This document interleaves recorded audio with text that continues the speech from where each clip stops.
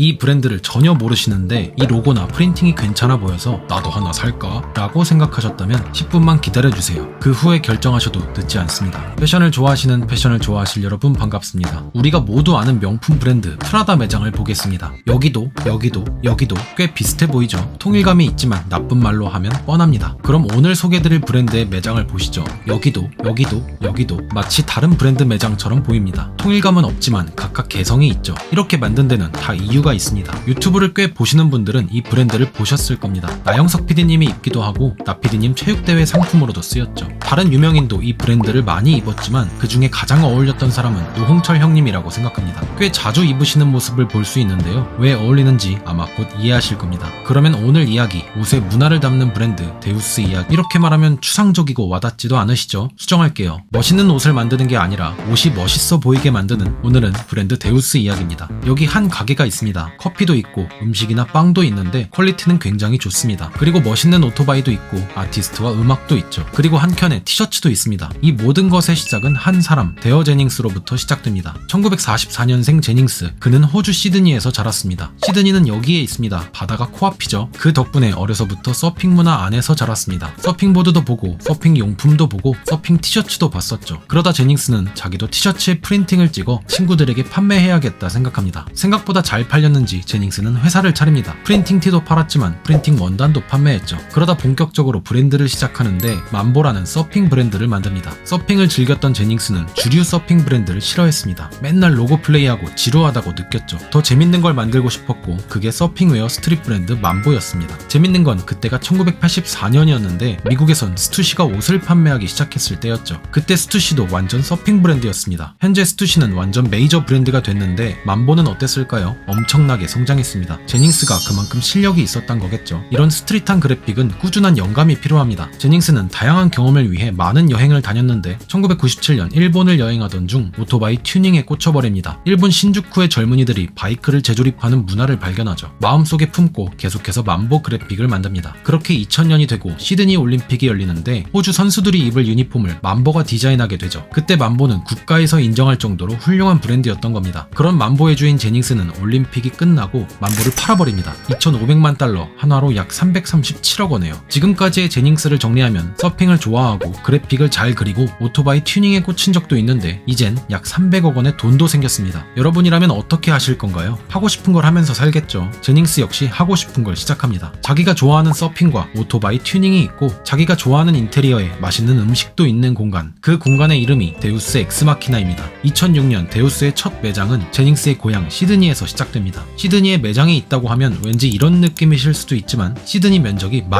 12,000제곱킬로미터입니다. 서울의 면적이 600이니 굉장히 큰 도시죠. 데우스는 그런 시드니의 어느 허름한 길가에 있었습니다. 레트로한 인테리어에 다양한 음식이 있고 2층으로 올라가면 예술가들이 작업하는 공간이 있습니다. 다른 입구로 들어가면 이렇게 오토바이들과 용품이 있는데요. 더 들어가면 이렇게 오토바이를 튜닝하는 작업장도 있죠. 모두 컨셉이 아니라 진짜입니다. 그리고 옷도 판매했습니다. 카페에서 굿즈 개념처럼 판매한 게 아니라 패션 브랜드처럼 제대로 옷을 판매했죠. 옷에 관심 있는 사람이 와서 커피를 마시고 커피를 마시러 온 사람이 바이크를 보고 바이크를 타는 사람이 옷을 사기도 하는 재밌는 문화 공간이 되었습니다. 우리가 보통 여행을 가면 번화가도 좋지만 현지 느낌을 내는 곳을 더 좋아합니다. 그곳만의 음식이나 분위기를 느끼고 싶기 때문이죠. 데우스도 비슷했습니다. 그래서 번화가가 아닌 조금 외진 곳에 매장을 차렸죠. 게다가 제닝스는 사람들이 가고 싶을 정도로 재밌는 공간을 만들 자신이 있었습니다. 실제로 시드니 데우스 매장도 꽤 성공적이었죠. 그 기세로 2011년 이번엔 인도네시아 발리로 갑니다. 발리는 시드니처럼 오토바이나 서핑도 할 수 있는데 물가가 훨씬 저렴합니다. 더 재밌는 걸 많이 만들 수 있겠죠. 일단 발리의 중심지가 아니라 힙스터들이 좋아하는 외진 곳에 땅을 샀고 거기에 데우스 매장을 차립니다. 매장 이름은 템플 오브 인스우지어즘, 열정의 사원이라는 의미인데요. 일단 엄청 크고 이름처럼 다양한 사원들이 있죠. 예술작품이 전시된 사원, 촬영을 하는 사원, 서핑보드에 색을 칠하는 사원도, 자전거를 만드는 사원도 있죠.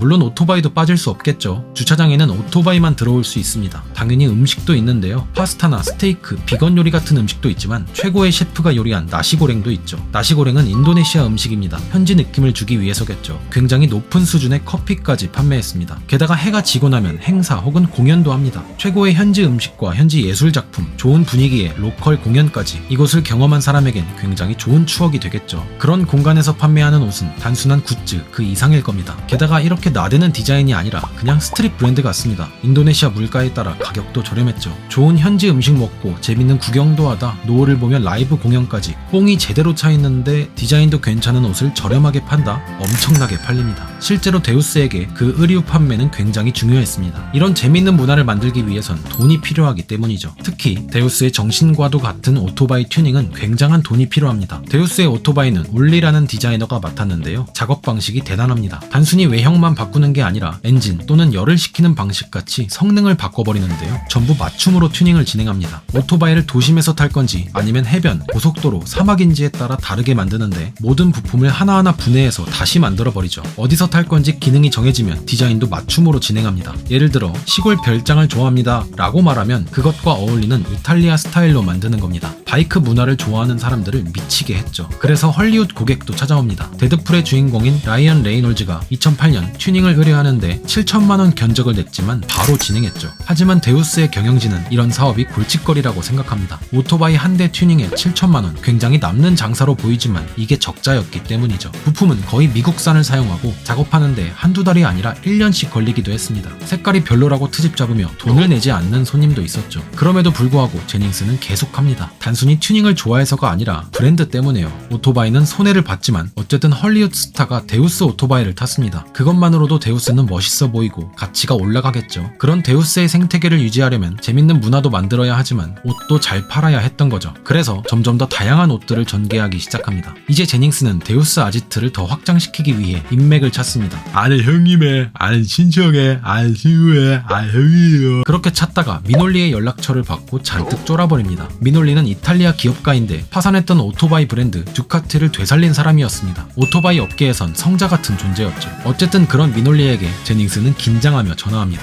저기요, 저 데우스 하고 있는 사람인데요. 혹시 미놀리 씨 맞나요? 근데 오히려 미놀리는 반가워했죠. 네, 전화하길 바랬어요. 제가 시드니로 가서 만날 수 있을까요? 미놀리는 바로 시드니로 와서 미팅을 합니다. 그리고 이 미놀리는 나중에 데우스의 굉장히 중요한 사람이 되죠. 과연 데우스는 이탈리아에 매장을 열었을까요? 이탈리아는 잠시 미뤄두고 데우스는 또 다른 나라 미국 캘리포니아로 갑니다. 주변 사람들은 오렌지 카운티 지역이 장사하기엔 좋을 거라고 말하지만 제닝스는 무시하고 베니스 비치에 매장을 엽니다. 그곳은 스케이트보더와 서퍼의 고향 같은 장소였기 때문이죠. 이름은 The Emporium of Postmodern Activities, 직역하면 포스트 모던 활동의 백화점이라는 뜻입니다. 호주 브랜드지만 캘리포니아에 왔으니 캘리포니아스럽게 만들었죠. 데우스의 바이크가 있고 서핑보드도 있고 최고급 커피와 미국스러운 음식도 있습니다. 인테리어는 70년대 분위기로 만들었다고 하는데 그런 걸 몰라도 멋있는 옛날 감성으로 느껴집니다. 해가 지면 이렇게 바이크 문화를 좋아하는 사람들을 위해 밴드 공연을 하기도 합니다. 데우스 발리 매장과 비슷한 구성 같지만 분위기는 완전히 미국스러운 매장이죠. 당연히 가장 중요한 옷도 판매했습니다. 데우스는 이때부터 다른 브랜드와 협업을 하기 시작했는데요. 일본의 오토바이 장갑 제조업체 헤롤지 기어와 가죽 장갑을 만들기도, 인도네시아 브랜드 산탈론과 바이커 부츠를 만들기도, 컨버스와 스니커즈를 만들기도 합니다. 2013년 아까 말씀드린 미놀리와 제닝스 이야기로 넘어갑니다. 미놀리는 생각보다 데우스에 관심이 많았고 특히 발리 매장을 인상 깊게 봤습니다. 제닝스와 미놀리는 계속해서 회의했고 마침내 미놀리의 도움으로 결정합니다. 데우스는 이번엔 이탈리아 밀라노로 가게 되죠. 이번에도 밀라노의 중심지가 아니라 살짝 외곽 쪽에 매장을 만듭니다. 그 거리 역시 바이크 문화가 발달한 동네였죠. 다른 매장과 비슷하게 카페와 바이크, 옷이 있지만 여기 밀라노 데우스에는 바버샵이 있습니다. 그냥 컨셉으로 멋있는 척하는 게 아니라 진짜 제대로 된 바버샵이죠. 이탈리아는 사이클로도 유명한데요. 이탈리아의 사이클웨어 브랜드 데마치와 협업하면서 새로운 옷들도 나왔죠. 데우스가 오토바이를 만드는 건 어쩌면 제닝스의 일본 여행 때문입니다. 제닝스가 일본 신주쿠에서 오토바이 튜닝을 보고 꽂혔었기 때문이죠. 데우스는 당연히 그런 일본으로도 가겠죠. 2014년 일본 하라주쿠로 갑니다. 이름은 레지던스 오브 임퍼머넌스, 불영속성의 거주지? 뭐 그런 뜻인 것 같습니다. 다른 매장과 비슷한 구성입니다. 일본이라서 그런지 튀김이 있고 도쿄 맥주가 있고 칵테일 바가 있습니다. 안에 서핑보드를 작업하는 공간도 있죠. 발리보단 좁지만 바이크를 작업하는 공간도 있는데요. 여기서만 판매하는 독특한 바이크도 있습니다. 잠시 미놀리라는 사람 기억나시나요? 아까 말씀드렸지만 이탈리아 사람인데 듀카티를 살리고 데우스를 밀라노에 진출시키는데 도움을 준 사람이죠. 이 사람은 패션과도 연관이 깊은데요. 브랜드 발리, 베네통, 울리치의 대표로 있기도 했습니다. 그리고 2017년엔 데우스의 대표가 됩니다. 네, 제닝스가 지분을 팔았죠.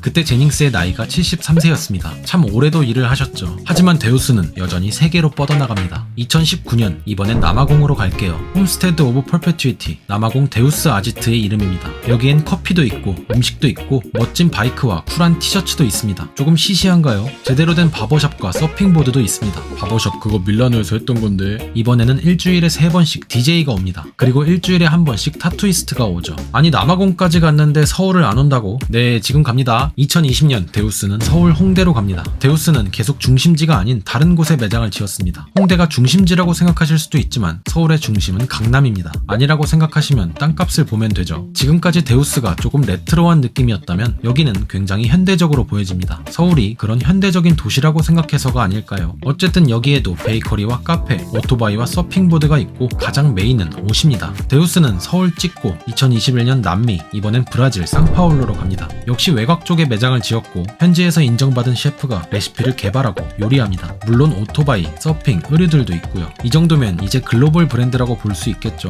바버, 그라미치와도 협업하고 이젠 시계 브랜드와도 협업합니다. 브라이틀링과 협업한 시계인데요. 정답은 아니지만 대중적인 시계 등급을 보면 브라이틀링은 3등급입니다. 에? 3등급이면 별로인 거 아닌가? 롤렉스와 오메가, IWC도 3등급입니다. 절대 낮은 등급이 아니죠. 여러분은 이 디자인에 어떤 느낌이 드시나요? 세련된 느낌인가요? 아니면 오래된 빈티지 느낌인가요? 이 시계는 오래된 바이크에서 영감을 받고 오렌지 색상을 넣어 레트로한 느낌을 줬다고 합니다. 어디서 영감을 받던 간에 여러분 눈에 옛날 디자인으로 보였다면 데우스의 의도가 어느 정도 맞는 거라고 볼 수 있겠죠. 혹시 아까 데우스 홍대 매장이 해외 매장보다 조금 뻔해 보이진 않으셨나요? 한국 데우스 매출이 성공적이었는지 2022년 이번엔 서울 삼청동과 성수동에 매장을 엽니다. 삼청동은 가장 한국스러운 한옥을 개조했고 성수동은 실제 주차장을 개조해 매장을 만들었죠. 재밌는 구경거리가 있고 맛있는 음식과 커피가 있습니다. 단순히 옷을 보기 위해서 가더라도 조금 더 재밌는 경험을 하고 올 수 있겠죠.